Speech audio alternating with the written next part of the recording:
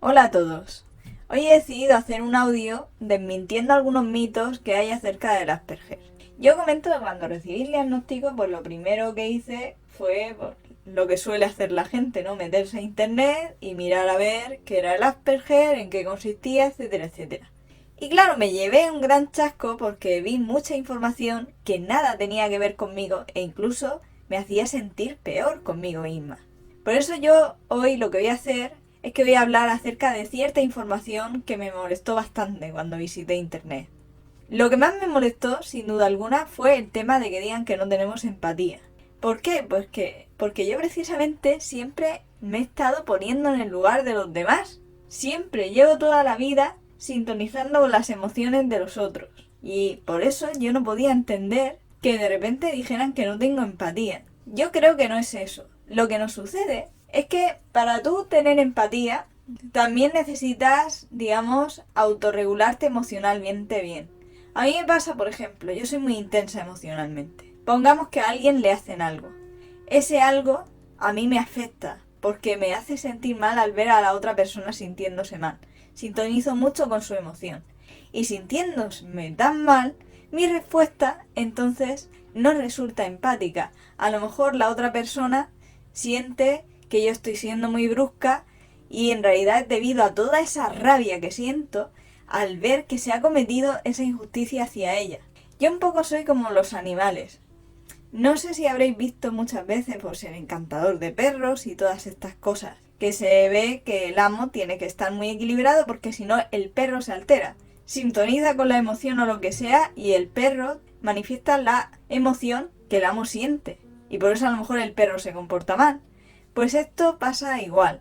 A mí me pasa que yo entro en una casa o lo que sea y hay un ambiente como de tristeza y yo me siento triste y a veces me cuesta distinguir si realmente me siento triste por mí o por el ambiente en sí. O sea, quiero decir que puede pasar que un Asperger se sienta mal y piense que es que a él le pasa algo y en realidad lo que esté pasando es que la emoción del otro le está llegando y le cuesta entender que esa emoción no es suya, que le está viniendo de fuera. No sé si se entiende. Entonces, no es que no tengamos empatía. Empatía entendiéndola como la capacidad para sentir lo que sienten los otros. Eso sí lo tenemos. Y yo bastante exacerbado además, porque como tengo hipersensibilidad, pues emocionalmente también la tengo. El problema es que fallamos a la hora de manifestarla. Fallamos en las palabras correctas que decir en cada momento. Pues a lo mejor todo eso no lo sabemos. Igual que a veces saludamos de una manera que a lo mejor no es la protocolaria, la que está bien vista en la sociedad, pues ocurre lo mismo en nuestras respuestas. No somos de seguir protocolos burocráticos, de decir todo lo que ya está establecido decir, somos más de decir lo que sentimos y si en el momento en que hablamos nos vemos sobresuperados por todas esas emociones que estamos recibiendo del otro, es probable que no emitamos una respuesta que el otro entienda como empática, sin significar esto que no tengamos empatía. Espero que se haya entendido esta parte, es muy importante porque, claro, cuando yo le pasé información sobre el Asperger a otras personas dijeron, ¿pero qué pasa? Entonces es como si fuera psicópata. Y no, no es así, porque sentir sí que sentimos lo que el otro siente. Pasando a otro mito, está el tema de que dicen que los Asperger son muy literales. Y yo pienso que tampoco es así. ¿Por qué? Porque, por ejemplo, a mí me encanta el tema de la filosofía, las metáforas. Todo eso me fascina. Es pasión lo que tengo por todo eso. Entonces yo no creo que sea un tema de ser incapaces de entender las metáforas. A lo mejor para algunas personas del espectro es así. Puede ser. Yo no digo que no. Pero en mi caso la dificultad está en distinguir cuando una frase va en sentido literal y cuando va en sentido metafórico. Si a mí, por ejemplo, me entran en una clase de filosofía y se ponen a hablar, yo ya sé que no tengo que interpretar literalmente lo que estoy escuchando. Sé que el registro que tengo que utilizar para entender esa información es el metafórico, el abstracto, etc. A mí lo que me cuesta es que a lo mejor en un contexto coloquial de repente yo estoy en el piloto literal y me viene con algo metafórico. Si no es algo que ya tengo en mi cabeza aprendido que es metafórico, es posible que mi primer pronto sea irme a lo literal. Más cosas. Bueno, si te lees en internet hay auténticas barbaridades. Por ejemplo, hay una imagen que de hecho publiqué en Twitter hará un mes o cosas así. Aquí dice, por ejemplo, no saben cómo demostrar interés por una persona. Bueno, puede pasar que no sepamos bien cómo demostrarlo, sí. Pero hay otra cosa que he encontrado en internet precisamente esta mañana que decían que no demostrábamos interés por otras personas. Esta última frase que he encontrado, sí que estoy muy en desacuerdo. ¿Por qué? Porque a nuestra manera mostramos interés. Otra cosa es que las otras personas, que no son Asperger, no entiendan este tipo de código que estamos empleando para el tema del interés. Por ejemplo, yo conocí una persona, que es curioso porque lo que me dijo es que cuando me tocara, eso significaba que me tenía cariño, no aprecio. Era una persona Asperger y me dijo que eso era lo que él solía hacer. Pues te tocaba así en el brazo y eso significa que te aprecia. Pues él me lo explicó, yo lo entendí así y ya está. Tenemos una manera a lo mejor distinta de expresar nuestro interés, pero eso no significa que no demostremos interés. De hecho, en mi caso, yo cuando tengo interés en alguien, realmente lo sobreexpreso y creo que eso es lo que me conlleva luego un rechazo, porque me paso expresando y la otra persona lo siente como muy exagerado y como que no sé si es que me ve poco fiable porque no estoy manifestando la misma emoción que tiene él o si es porque dice, uy, qué raro y por eso huye, no lo sé. Luego, otra idea, pero esta tiene que estar ya súper combatida, espero. Eso de que evitan mirar a los ojos del interlocutor. No siempre es así. Yo en mi caso particular aprendí a mirar a los ojos y de hecho lo hago. Lo hago tanto que puedo asustar a la gente en el sentido de que los miro muy, muy fijamente. En una ocasión me dijo una persona que en realidad lo que debo hacer es oscilar la mirada, no mirar todo el rato al interlocutor, sino de vez en cuando pasear la mirada alrededor. Pero ni sé cuánto tiempo tengo que hacer eso, ni cada cuánto tiempo, ni nada. Con lo cual, sí tengo una mirada particular.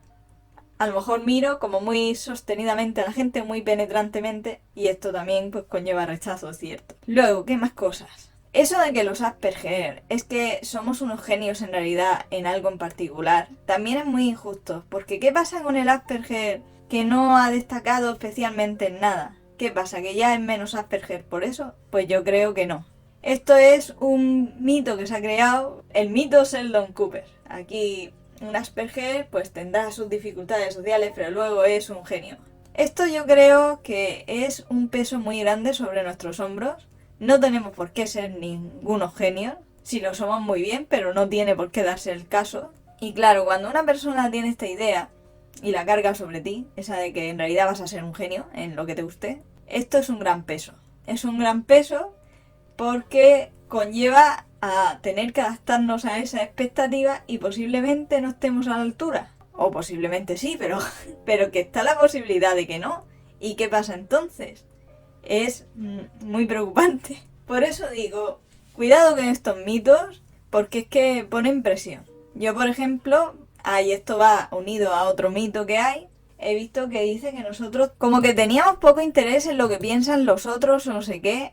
Yo lo he flipado porque digo, pero si yo estoy constantemente pensando en el otro, poniéndome en cuáles son sus expectativas, intentando adaptarme a ellas, ¿cómo pueden decir semejante barbaridad? No tiene ningún sentido. Si yo me paso la vida pensando qué pensará el otro en relación a mi comportamiento, porque como sé que muchas veces no me comporto como esperan y eso les lleva a una decepción o a alejarse, tengo ya el sistema de alarma puesto siempre monitoreando cada mirada, cada gesto, para ver si me estoy equivocando, si tengo que regular mi comportamiento de otra manera, etcétera, etcétera.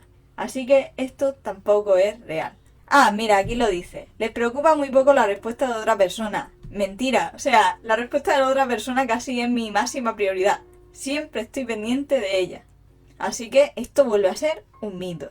Ah, en esto que he dicho de que sí, tienen dificultades para comprender el lenguaje que no sea literal. Os voy a decir una cosa. Yo en filosofía era una crack. O sea, en filosofía era la asignatura que mejor se me daba. Así que sí, puedo entender lo que no sea literal. Puedo entender lo abstracto.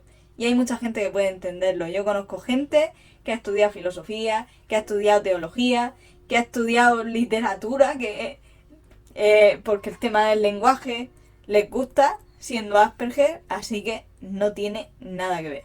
Luego hay otra cosa que me ha chocado también, y es que he leído que nuestros intereses restringidos en realidad tienen poca funcionalidad, y he dicho, ¿qué tiene que ver esto? O sea, quiero decir, dependerá del interés que tengamos. A lo mejor resulta poco práctico tener un interés, yo que sé, en los Pokémon, o no, pueden luego hacer un juego así parecido y que tenga un éxito increíble. Entonces, lo veo como muy ofensivo decir que es que nuestros intereses son poco funcionales, no tienen por qué ser poco funcionales.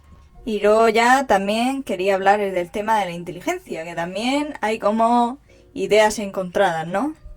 A mí me ha pasado de decir, porque a lo mejor había alguien que era Asperger y a mí me preguntaba alguien, sin saberlo, ¿qué es Asperger? ¿Es retraso mental? Y yo pensar para mis adentros, menuda barbaridad.